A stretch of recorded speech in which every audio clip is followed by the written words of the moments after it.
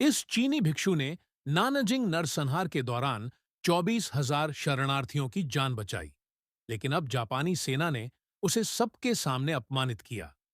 ठंडी सर्दियों की रात में उसके सिर पर बर्फ का पानी डाल दिया गया। शरीर सुन्न हो चुका था, फिर भी वह शरणार्थियों के लिए प्रार्थना करता रहा।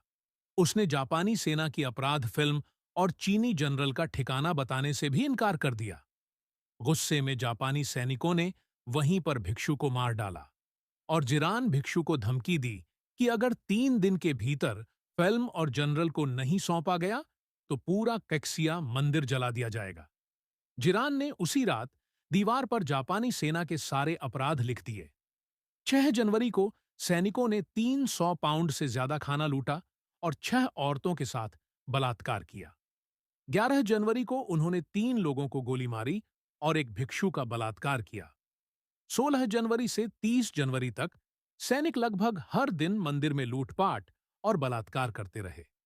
19 फरवरी को जापानी सैनिकों ने जिहाई मंदिर के प्रधान भिक्षु को मार डाला और कई लोगों को गोली मारी।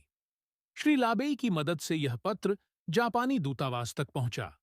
इस खुले पत्र में कैक्सिया मंदिर में किए गए सभी अपराध विस्तार से दर्ज थे। यह सब चीन और जापान दोनों देशों के बौद्धों के लिए असहनीय था। चाहे कोई भिक्षु बुद्ध में विश्वास रखता हो या नहीं, निर्दोष लोगों की हत्या किसी भी हालत में स्वीकार्य नहीं है। पत्र को वापस पाने की कोशिश हुई, लेकिन जिरान ने उसकी सामग्री अखबार में छपवा दी। कप्तान यामादा भड़क उठा। तभी बेंगाचांग आया और यामादा से विनती की।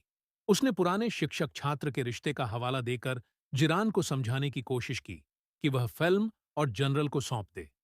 उसने यह झूठ भी कहा कि वह अपनी बहन सुपिंग को लेकर जापान लौटना चाहता है और इसके लिए उसे पास की जरूरत है। यामादा ने पास देने का वादा कर दिया। उसी रात चारों मंदिरों ने मिलकर शरणार्थियों के साथ मृत भिक्षु का अंतिम संस्कार किया।